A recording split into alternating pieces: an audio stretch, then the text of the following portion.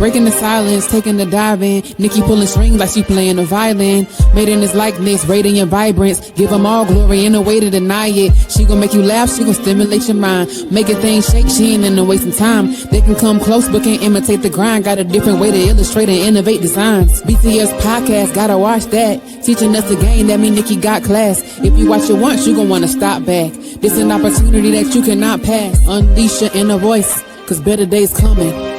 Better days, get ready for better days. Better days, better days. Better days, get ready for better days. Better days, better days. Hey everyone, welcome back to another powerful episode of Breaking the Silence. I am your host, Arthur Nikki Nicole, and today I have a special guest for you lined up. She is the founder of Quest for Freedom. She has survived suicide, domestic violence, and assault, sexual assault. She has a story that will blow your mind. And when I say that, because I've already heard a story. I heard a story on one of my podcasting friends' platform, and I was like, "Oh wow, I want her on my platform to break the silence." So here we are today, so I can hear her story again on breaking the silence. So after her countdown, please welcome Miss Colene Brewer to the Breaking the Silence platform.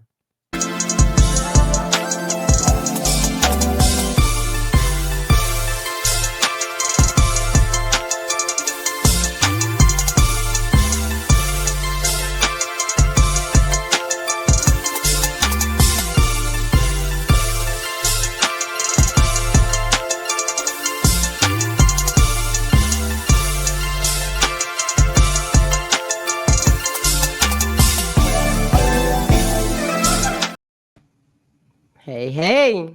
Hi, this is so exciting. I feel like I'm fangirling over here. You're just so inspirational. I'm like, oh, I'm so excited.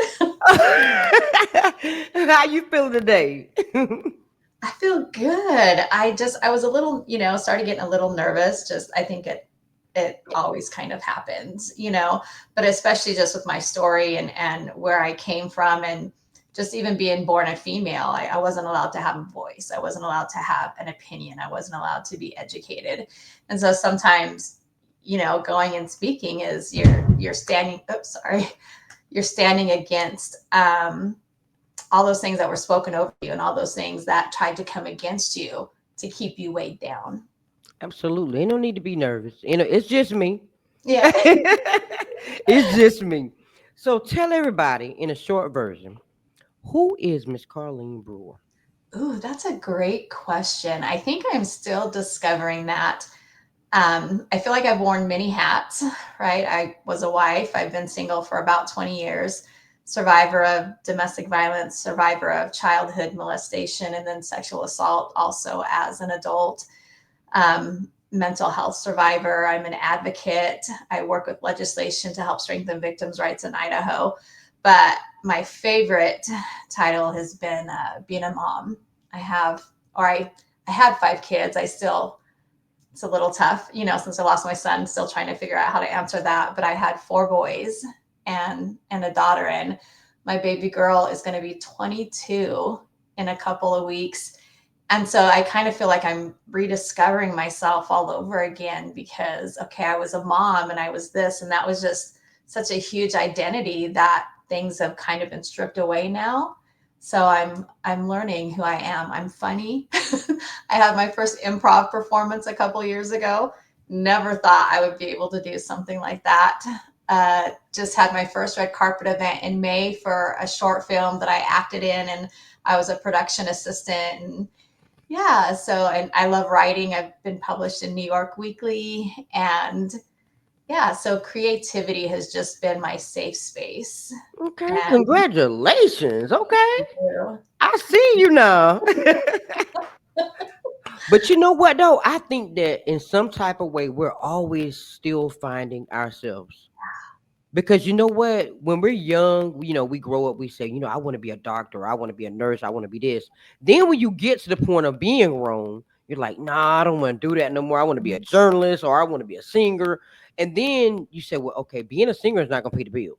So then you kind of like shift a little bit because now you got kids, you got a spouse, you got all these Right. life and right. Mhm. So now you're like, well, I'm just gonna chill out for a minute and I'm gonna take care of these babies, and then now you're back to still finding yourself because now you can sing, you can dance, you can do all these things that you love to do when you once was a child and Mhm. be okay with it because now you've done everything you were supposed to do in your adult life, if that makes sense. Yes. That's so good. And I think that we're continuously unearthing, or we should be, right? And I think too, when you add the aspect of trauma and just your story and your life, there's this uncovering, right? And unearthing and just those things that have been buried inside of you. And I always dreamed about being famous, and being an actress. And I have this experience when I was younger.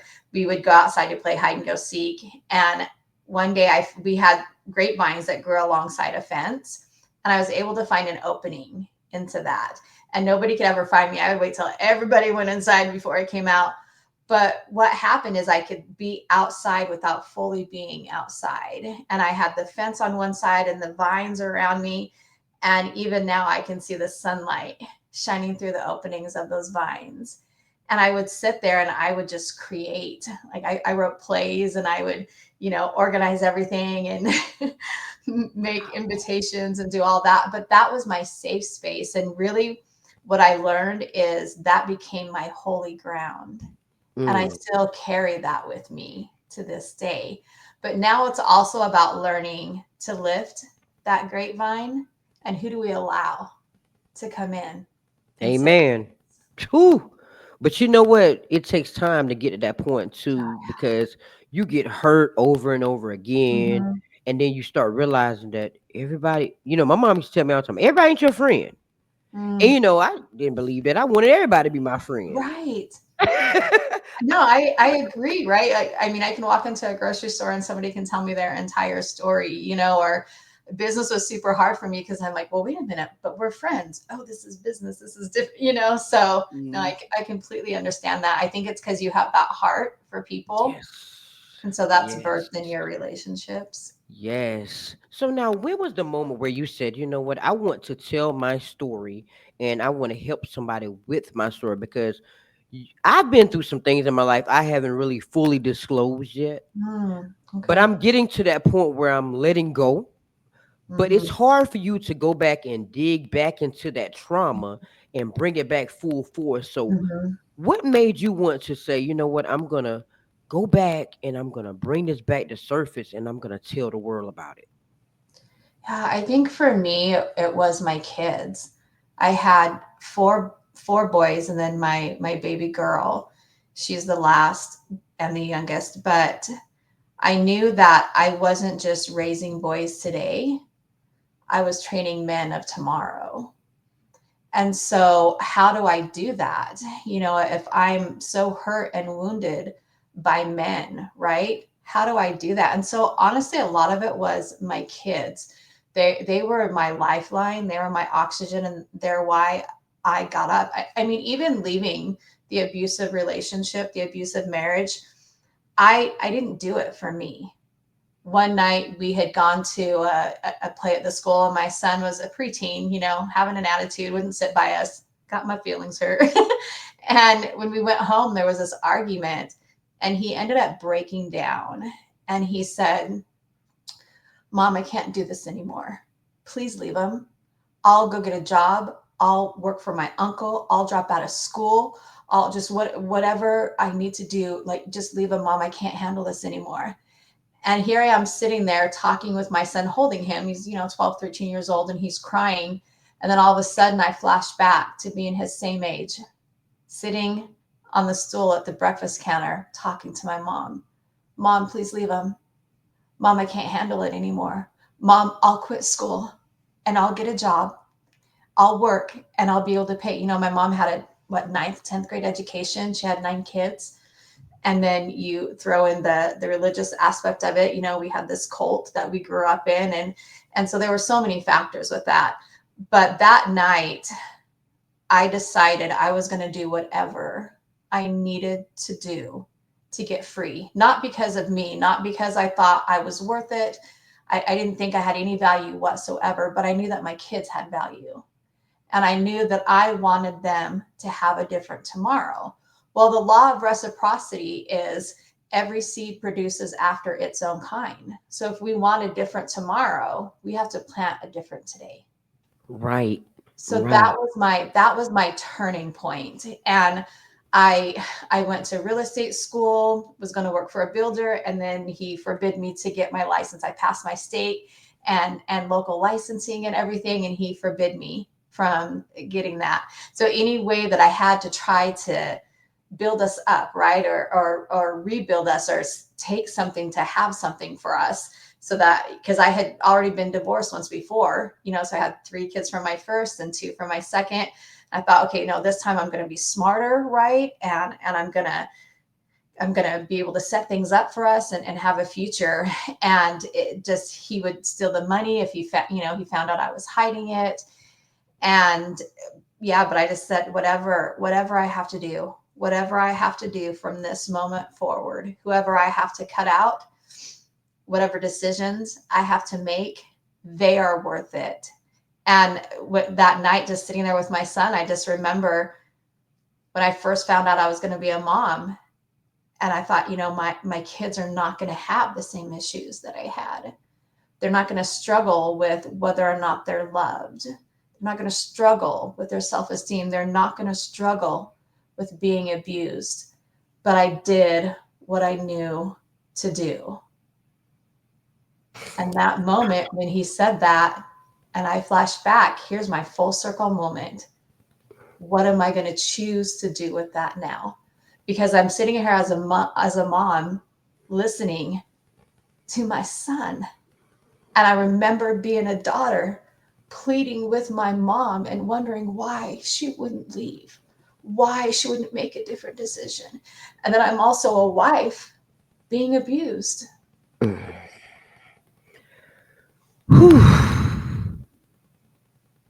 Man, you're not gonna make me cheer up here. You saw me, I had to lean back. Whew. So now, after going through that, you being that daughter in that moment with Mhm. your mom, and now history repeats itself, and now you're sitting with your child going through the same exact thing. How has your definition of freedom changed after going through that? Ooh, that's powerful. I learned that freedom comes from within, not from without. See, when I made that decision to get free, that is when my circumstances began to change. My circumstances didn't change, and then I began to get free. It's the other way around. So it's been this process, and it reminds me of What About Bob? I don't know if you've ever seen that show, and he, has all these different mental illnesses, and his therapist goes on vacation, and everything. He's like, baby step out the apartment, baby step down the sidewalk. That's literally what I had to do. I went to a domestic violence shelter. I took my 5 kids and literally fled. I think we maybe had a toothbrush for each of us. I had a grand piano that was over 100 years old that he destroyed. I mean, all my pictures, everything, right? We lost, and we went to the domestic violence shelter, and we were there for 3 or 4 months. And while we're there, I have a son who's in congestive heart failure. I'm having multiple procedures. I had to have 8 procedures and surgeries 1 year to try to fix and repair the damage that he did to my body. And I had to make choices. I had to make steps. So when I got on a special housing program that we weren't allowed to date. And if we dated, then we would lose our housing. So I did that purposely because I wouldn't jeopardize our housing for our kids, but I wanted that. At some point, I had to come to this place where I had to take some ownership. And I want to be very careful with how I word this, because if you are a victim, it is not your fault. whether it's sexual assault, whether it's molestation, whether it's abuse, whether it's religious tyranny, what it is not your fault. But as I looked back, I chose this relationship. Oh, I chose that relationship.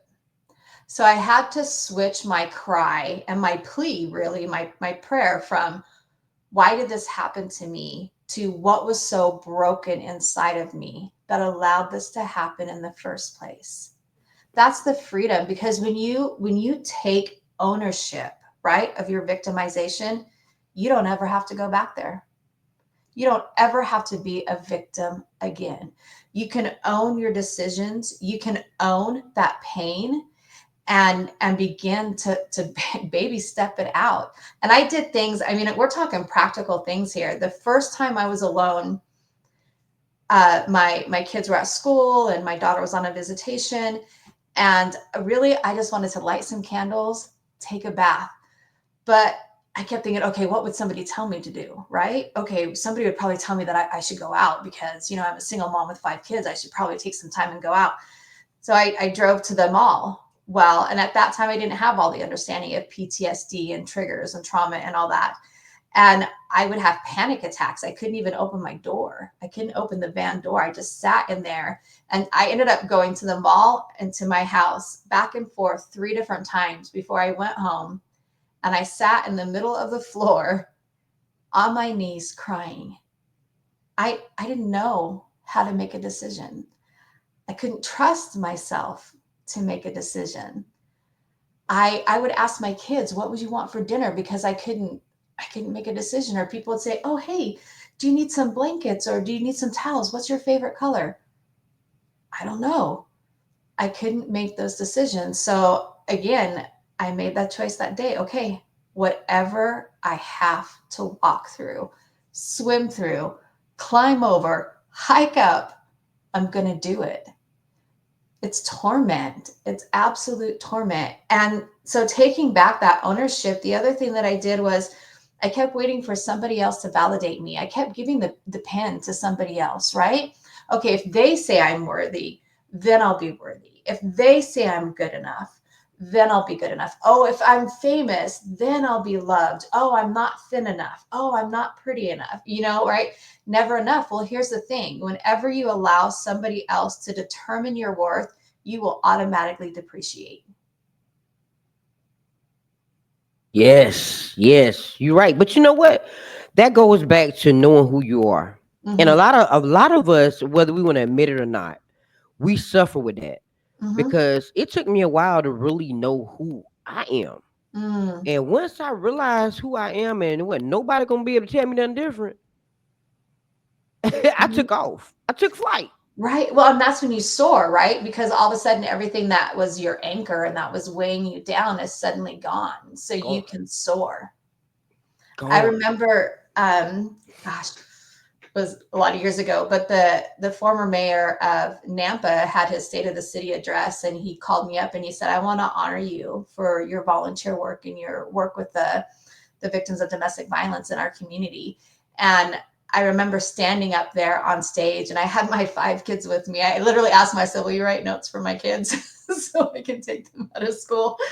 And I brought them there, and I just remember standing there. And then I remember a scripture from Psalms, how he anoints our head with oil, but he talks, that verse talks about how he prepares a table for us before the presence of our enemies. He anoints our head with oil, and our cup runneth over. So Oh, I there's love Psalms. isn't that, it's so powerful? Oh my gosh, it's so powerful. And I honestly, that's, I mean, I have to put that as part of my story, because after we got out of the domestic violence shelter, even being a mom, I didn't know how to be a mom, but I knew how not to be a mom. So I just started there. I'm Wow. going to start doing the opposite of what I know to do. I was super big on words. Words are really, really big to me. Oh my gosh. Oh Um, gosh. we have such power. And so I would tell my kids, like I would wake them up and I would say, wake up, my little nation changers and world shakers. This is how we're going to start the day. and speak life into them. I taught them how to speak scriptures. I taught them, like we have creative power, not just in our thoughts, but in our words. Yes. And that goes back to too the opposite, right? I mean, my adoptive dad used to sing this song to me. He would say, Colleen, you're so ugly. And he would say, you're knock-kneed, bow-legged, pigeon-toed, buck-toothed, right? Just name all these faults. And then he would say, the only way we're going to be able to marry you off is to put you in a window, put a bag over your head with a lantern, and sing Who's That Doggy in the Window. And then he would actually sing that to me. And sometimes he would line my brothers up in front and have them bark at me. What? Yeah.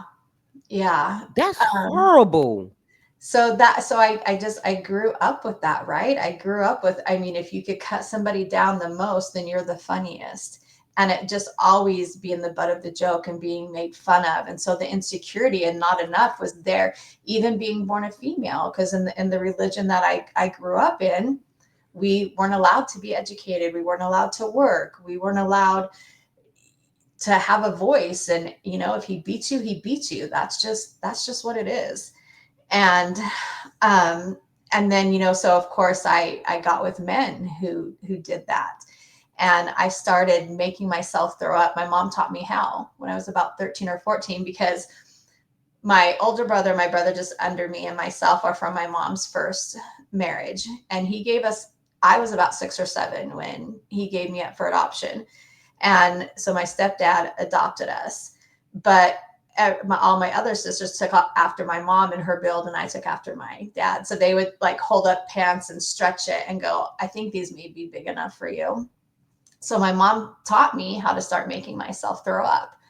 And I continued that until into my second pregnancy, to be honest with you. It used to be really difficult to even brush my teeth because it was just this instant gag reflex. And then the last abusive relationship that I left, it's been almost 20 years. Wow. Yeah, it's coming up on the 20th anniversary. And he used to load his handgun and then he would cock it. And as he was handing it to me, he'd say, why don't you do the world a favor? Why don't you put the gun in your mouth and pull the trigger? Oh my God, that's horrible. So words were so incredibly powerful to me. And my mom would chastise me. She told me, if you continue to give your sons compliments, they're going to grow up to be narcissistic. But you know what? You ever heard the saying, sticks and stones may break my bones, but words will never hurt me? Mhm. I've never believed in that. That is a lie. A lie. Like words will cut you deeper than a So knife could deep. ever. Mhm. Absolutely. And so I remember one of the things, my daughter was struggling. She was like seventh, eighth grade. She was just having a hard time, and it was just, I prayed for her, and it was just really on my heart to do 30 days of affirmation. So I would write a saying, or I would use a letter of her name and, write out a word and then a definition for that. But I did that every day for 30 days. Well, one day she had some friends come home with her from school, and they had notebooks, and the affirmations that I had written for her, or, just the different positive affirmations, she had put that in the covering of her binder on the very front. And then her friends had them. And I said, baby, what are you doing? And she said, well, mama, you did this for me, and I showed my friends and talked to them. So now we're doing this for one another. I know that's right. Wow. Right. So look how positive, how we can influence. And that's the thing is pain influences. It does. And the Yes. only way, like you were saying, to share your story, it's different when you start walking back through the pain because you're healing from it, right? Versus the shame. And I fully believe that shame will keep hidden what Jesus's blood was meant to cover. There's a difference in hiding, and there's a difference in covering. Yes. Yes, I agree. I agree. So now we got to talk about Quest for Freedom. What inspired you to start it, and how did your personal, well, we know how your personal experiences shaped that mission, but I want to Mhm. hear why you started it. Sure. I listen to a lot of people. In fact, my son and I were just talking about this last night. This lady said, oh, well, every little girl dreams about this. And I'm like, nope. I did not dream about the wedding. In fact, I didn't want to get married. I didn't want to have kids. I got a full ride scholarship to become a prosecuting attorney for criminal law. That was not going to be part of my life. But what I did fantasize about was being free. And so the quest for freedom is, I love superheroes, right? And just all these quests. I love the Renaissance era and all these different quests, although that can be really perverted when you look back over history. But I was sitting one night and I was praying, and I spent like 10 years in court. The state pressed charges because of the severity of the abuse against my ex. We had to move like 5 times in a year because he kept breaking into our place. And then so I spent like 3 or 4 years with him. And then my first ex came back into the picture. And it was just, yeah, it was a mess. And then my family was going to testify for both of them to take all my kids away. It was just so incredibly draining. So I'm like, okay, this is my quest. This is my quest, right? My quest is for freedom. And it's not enough to just get free yourself, because this world's about you, but it's not just about you. So when I was a little girl, my mom would take all 9 of us, we'd walk a couple blocks to the river. She could skip a rock across the entire length of the river. I cannot skip a rock to this day to save my life. So I'd go find the biggest rock that I could, and I would launch it. And it wasn't the big splash. What happened after the big splash is these tiny circles developed, and they each enveloped one another. So for me, quest for freedom, that's the ripple effect. When we pull a woman or a man out of domestic violence, right? Out of abuse, out of addiction or mental health, whatever that struggle is, that's one circle. Then their kids, that's another circle, right? So we create this ripple effect in their sphere of influence, and that's how we end up changing generations. That's how we end up breaking the chains in our lives, and we can break that for other people. My kids will have to deal with stuff that I didn't get free from, but they're stronger than I am, or stronger than I was. And their kids are going to be better with their kids, and so that is really the heart for quest for freedom. And I always had a heart for people, probably because of how I grew up, just being made fun of and teased all the time. And I just had my first birthday party 2 years ago. I'm 51 now. So I was 49 years old when I had my first birthday party. But yet I always did that for other people, because I want people to know that they're celebrated and that they're loved. And when you get free, when you truly get free, just like you're saying, stepping out, getting to know yourself, and then stepping out, right? It's not enough for just you. It's not. It's not. But you know what? Somebody told me after I started my podcast, why do you do? I know why you do what you do. And I said, well, tell me why. Mm-hmm. It's like, because over the years, people mistreated you. Mm-hmm. And this is your way of giving back to people Mm-hmm. and using the heart that you have. Yeah. And I was like, well, you hit that on the knot. Mm-hmm. we laughed or whatever. I was like, yeah, I genuinely want to see people win. I genuinely want to Mm-hmm. support people. It doesn't take nothing for somebody to hit a subscribe button, a share button, Right. a like button. You're Mm-hmm. not paying to do that. Or Right. just to tell somebody to go check out so and so. They're Mm-hmm. amazing. Doesn't cost nothing. No. But I was talking to someone about I said, you know what? I did an episode about the name. I said, when you die, what is the first thing that people realize about you? Mm. Your name. Mm-hmm. When you go order food at a restaurant, what do they call? Your name. Yeah. So your name is going to be remembered when Mm-hmm. you leave this world. So be careful what you do with your Yeah. name. Yes. It. Utilize your 24 to the fullest, because we don't know if we're going to be here tomorrow. Mm-hmm. That's your signage, right? That's your declaration. That's really the true definition of legacy to me, Yes. right? And how does somebody feel after I've interacted with them? That's it. And there's a balance to it, because sometimes it can get so heavy, right? I can walk into a room and I can feel if there's an abuser there. I can feel if there's a victim there. Um, and what's interesting is I've always kind of had that, just kind of had this feeling about people. And I remember one time we were outside playing and I saw this man walking by our fence and he just is, it's like his eyes were black. Oh, it was just so off. I gathered my siblings and took them inside and locked the door. And I remember my mom telling me, um, pay attention to those feelings, sis, because that's God. That's God. And so when I didn't listen to those, right? And again, that works the same way when whether we're giving somebody validation, whether we're giving somebody the control over our life, the abuse, it works that way too. And so the hardest person that I had to forgive, and I'm not all the way there yet. The hardest person I've had to forgive is myself. Because at the end of the day, right? It was me. And so learning to trust myself again and wanting people to discover that in themselves. I literally have no greater joy than when I get to mentor somebody, when I get to walk alongside somebody and help them discover who they are.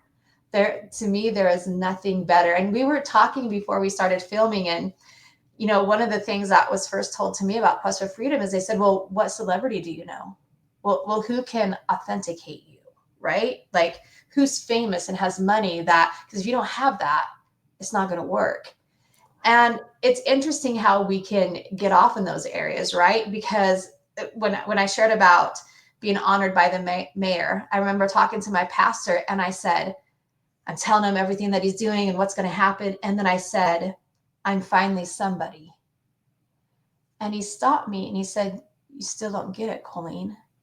You are always somebody. So when you discover that, and then what happens is other things do come. I did an event 2 years ago with Drea Kelly. She's from Netflix documentary Surviving R. Kelly. She's R. Kelly's ex-wife. And I remember I wanted to be speaking from the stage so badly. And her and I, it was crazy. The room cleared out and it was just her and I. And she said, Colene, look what God just did for you. Look what he just did for you. And I was sharing with her about the movement, comma, not period. And the sign for mental health, the semicolon. Her daughter has that same tattoo. But the first thing she said to me, and it has just stuck with me, is she said, Colene, it's okay if that's not your stage. So what I've learned, really what I lacked all along, and this is really the foundation for Quest for Freedom. This is really the mission. I'm getting ready to update our mission statement, but it's community. It's about the people we come in contact with. Mm-hmm. I don't know, I'm emotional. On a daily basis, whether it's a stranger on the street, in the store. We went to the gas station the other night just because I felt like I was supposed to go there. This woman was just diagnosed with cancer and they're wanting to put this tube in her. And yeah, she said, can you just pray for me? And we exchanged numbers. So it's building a community.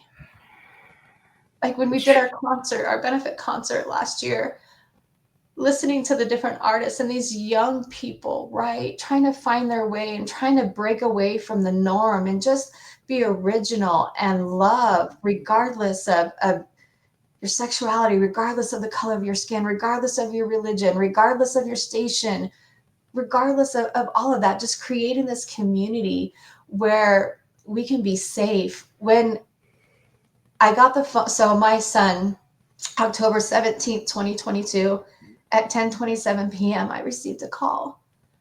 My son was on the oil fields of North Dakota, and he had gone out for a burger and a beer with the guys. 30 minutes after arriving home, the neighbors heard a gunshot, and my son took his life. No. And the next morning, I had some people that were blocked on all social media platforms, but not my LinkedIn. It's my professional. So I didn't think somebody would do that. And a friend called me and said, Colene, have you seen what they posted on your account? And Congratulations, mama, you chased him out of this world. How do you feel? Because this is your fault.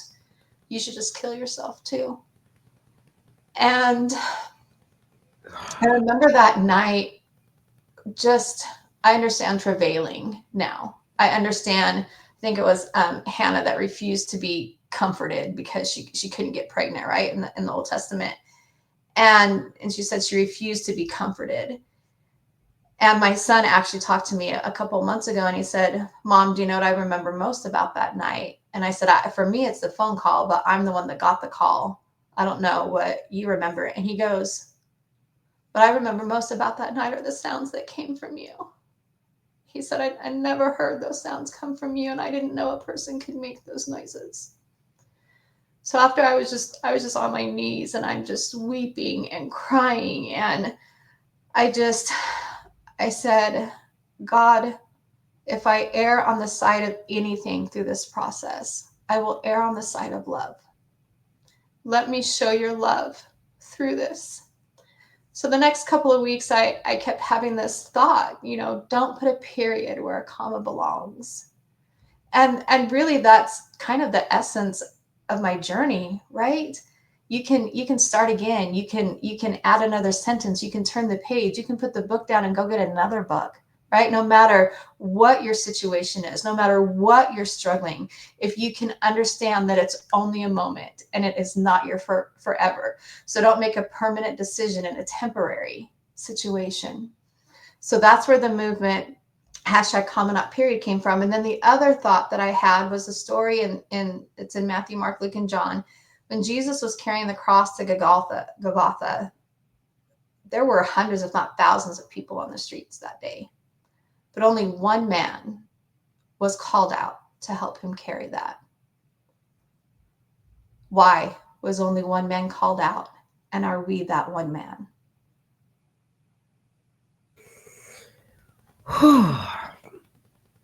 First, I'm so sorry for your loss. I have 3 children, and I probably would lose my mind Mm-hmm. if I lost one of them. I can, how people say I can imagine. No, I Yeah. can't. I can't imagine that. I can think about how it would be, but that's a pain that no mother should have to go through. No. And then for someone to post that on social media, I'm Oh, yeah. sure that really, really hurts you just to see those words. It did. I mean, I, I think I was telling you, I did my first improv performance a couple of years ago. And so we've always kind of joked our way through things too. And I was like, okay, like shame, and guilt wasn't my first emotion. You can be a little bit more original. Um, but what I did is I just prayed for them, okay, because it's up to me to keep my heart, right? Hmm. So I wept for them and I prayed for them and the pain that they were going through and how they were choosing to express that instead of choosing to heal. And I chose, just like I have with so many other things in my life, I'm going to feel this. Whatever the emotion is, whenever that emotion comes, I'm going to feel it. I had a pastor tell me he was in hell because he took his life. So I got to the place, and I mean, I think I hadn't slept in like 2 or 3 weeks. And I would find myself sitting in the hallway upstairs outside my other kids, even though they're adults, their room. Are they breathing? you Something happening. So just the torment. And if I did fall asleep, my son Sam, he's like, Mom, you were sitting up in your bed screaming. So I would have like these horrific nightmares, but I wouldn't know. And one night I woke up and he was on his knees and he was holding my hand and he had been there for 30, 45 minutes just praying for me. And so we can, no matter what your pain is, no matter what your story is, no matter your past, no matter if you're the one who inflicted that pain on somebody else, you can change. You can be healed. You can be loved and you can love. And when you were asking me what was it that changed, and I shared that story about my son, When they were young, I read this article about new tires that were created. And if you ran over a nail, it would stick in the tire, but it was protected so the air wouldn't go out.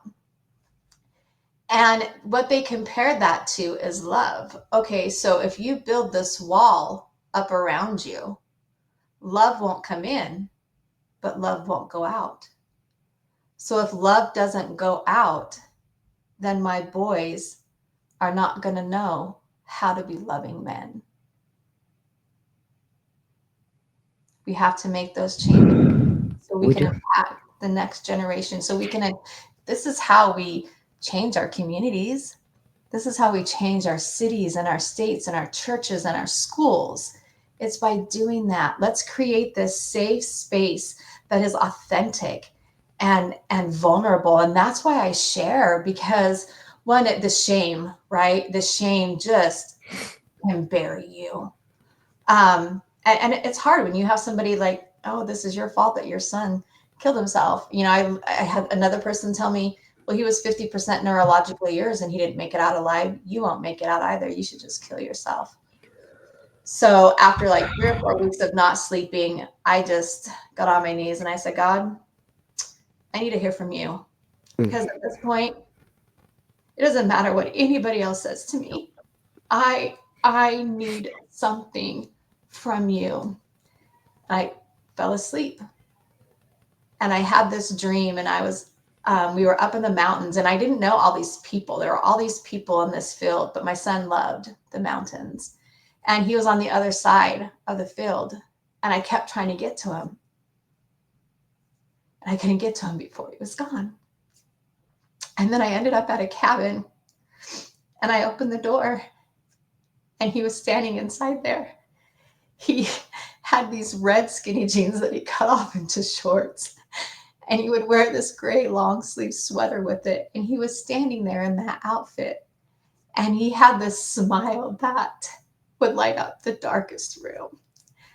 And I just ran in and I just threw my arms around him. And I kept saying, you didn't say goodbye to me. You didn't say goodbye to me. And he smiled and he had his arms around, and he would always like hug me super tight. And my boys would always tell me, Mom, you're not supposed to be the first one to let go. The sons let go when they've had enough love. So I hold on until they let go. So he was holding me and hugging me, and he said, no, Mom, I tried, Mama. I tried. And then we just sunk down on the couch, and I woke up, and then I realized he's with you, God. He's with you. So let's create a safe space where people aren't riddled with shame and judgment and condemnation, where they can come and get free, where they can come and be loved on, where they're looked at more than what they look like on the outside or their title, whether they're homeless, Trey Kelly, you know what I mean? I mean, no matter, that's not what makes a person. If we err on the side of anything, let's err on the side of love. Before we get to the last question, I need to say this because I think adult children don't realize how hard it is for a mother, Mm, because when they get grown, they get in their own ways, and they don't want mhm, to share their location. They don't want you to know where they're going. I'm grown. I do what I mhm, want to do. mhm, But the problem for the parent and the mother mostly is now they're grown and we can't control them. We can't tell them nothing. We can't do anything to help them either. They get locked up, they're not going to tell us anything. They're not going to let us mhm, help them. If they mhm. get locked up in a mental institution, they're not going to even tell us they're there. Right. So it's like we're so limited as parents Mhm. once they become adults. So we worry more about them. And a Yes. lot of times we can't stop them from making mistakes. We just got Right. to watch it and Mhm. pray. And I that's think hard. I think the biggest thing learning too in this process is that I'm only a steward. I'm only a steward. And I was talking with somebody, and because he posted on his Snapchat. And it was dark, but you could tell that he'd been crying. His nose was red and his eyes were red. And not being there, I would have taken my last breath for him. And I remember that night, I don't even know what I was watching. I just wanted to disconnect and not feel anything. And then that call came. And my baby was alone, But then it's like I could see God, and he's like, he's my son too. And how much more does he love us than our love for one another? And so I was talking with somebody, and I said, I believe what happened. He had made that decision. God honors our choices. He does, right? It's not love if it's not free. Amen. So he went into his room. He posted on Snapchat, I love you all. Called a family member. And that family member said, what the hell did you F up this time? And he said, nothing. I just wanted to tell you I love you. And I was like, God, that can't be the last thing that he heard. But I know that he wasn't alone.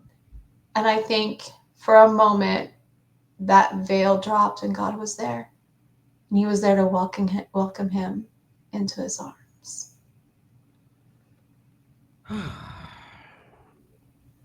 Sometimes we hope that we can stop certain things, and it's hard. It's hard to accept a lot of things in life, because I'm still dealing with my grandparents being gone, my auntie being gone, my father being gone, and my father died when I was 15.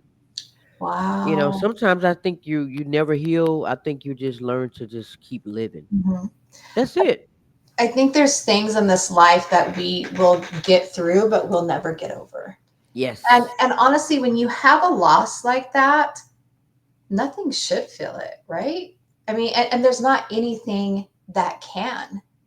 And I've said this a million times. I've heard it said a million times. Oh, time heals all wounds. Nope. I do not think that. I do not agree with that anymore. No. Days get better. They get lighter. But I'm a compliance auditor for low-income housing. I can be auditing a file and somebody has the name Caleb. Triggers. And I use it. It was October 17th, the 17th of every month. It's permanently altered. Yes, I agree. Time, I don't believe that either. Mm-hmm. Time does not. It does not. You just keep living. Yeah. Sometimes you're just here. Mm-hmm. But my last question, this is one of my least favorite parts of the episode. The last question. It's kind of out of the box to make you think a little bit. If past trauma could send a message to your present self right now, Mm-hmm. what would it say and how would you respond? Mm.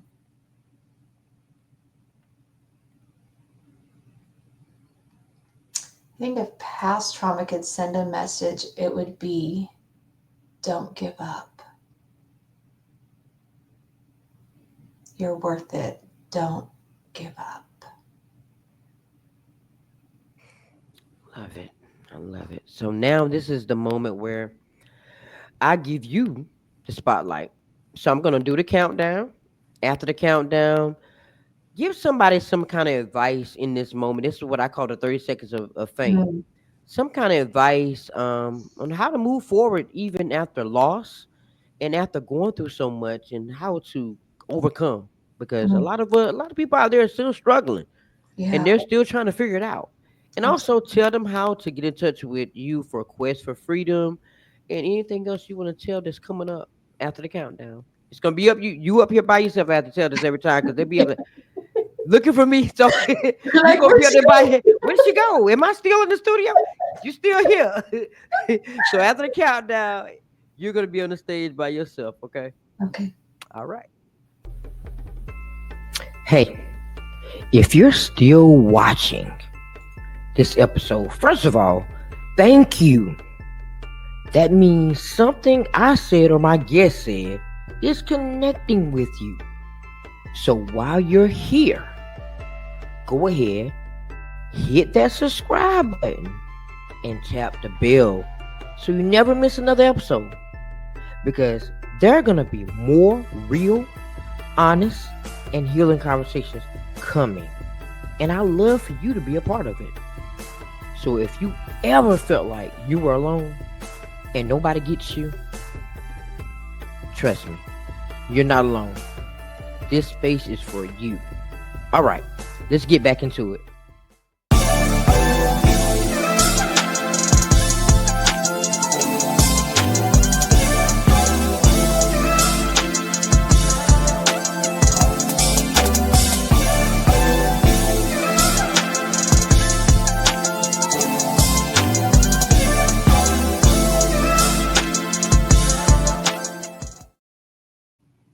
So I think in closing, if I had any advice to give to anyone, it's don't be afraid to look at who you really are, not from the trauma, not from the pain, not from the growth.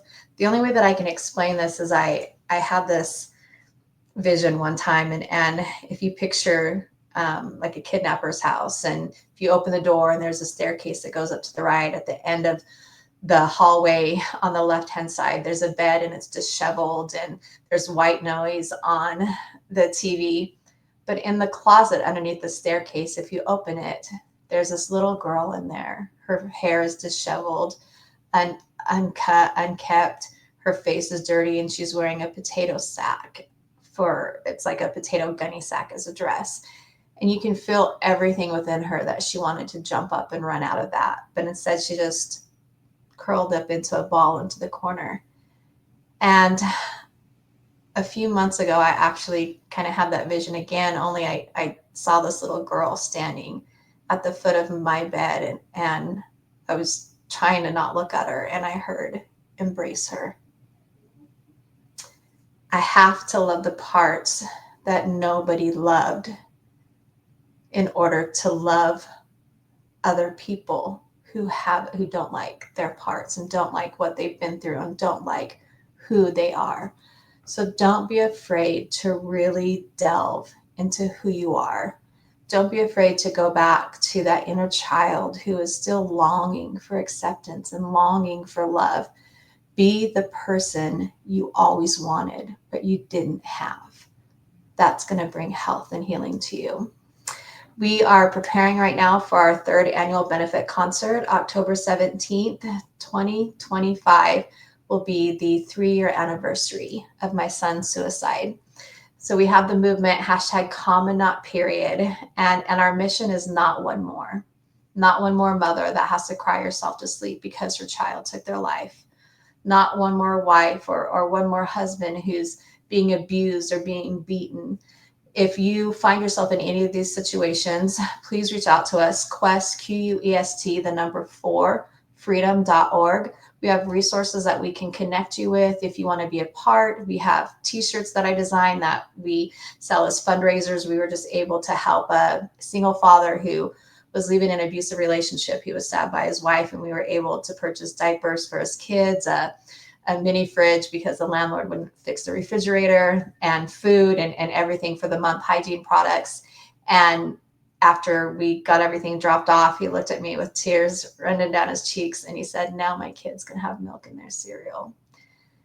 And even more than that, if you want to be part of the concert, if we usually do a live stream and you just want to be a part, you just need somebody, you just want to help be a part of this community, feel free to reach out to us. You can connect with us at quest4freedom.org. Thank you.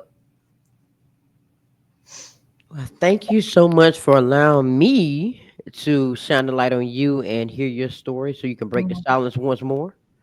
And from this moment in time, if there's anything that you need on my end, well, you know, just jump in my inbox. We locked in forever. So if you need something Yes, from me, just let me know. absolutely. And I'd love to connect you with a few. So I did a podcast I think it was last summer. It dropped in 5 countries and it aired on Oprah Winfrey's Life After Abuse episode. But the person who did that got his start from Oprah Winfrey. So I'd love to connect him with you and then connect you with some of my artists. And yeah, I'm excited. Let's do it. Let's do it. People need people. I say that all the time. People need people. So Right? Let's make some ripple effects. let's do it. Well, thank you once again. Don't be a stranger. We locked in. We got Yes. us. Thank you. I'm so proud of you. Thank you for this opportunity. Thank you. You're And welcome. thank you to everybody else that's watching this amazing episode. Listen, we had a good time today. And she dropped all these gems and act like she didn't drop none, right? So I hope that you have enjoyed this episode and it has resonated with you in some type of way. And if it didn't, share it with somebody that it does resonate with. And remember that we need to stay focused. Utilize your 24 hours on purpose, not by default. You may not be here tomorrow. So stay inspired, stay strong, and let's continue to break the silence together. Later.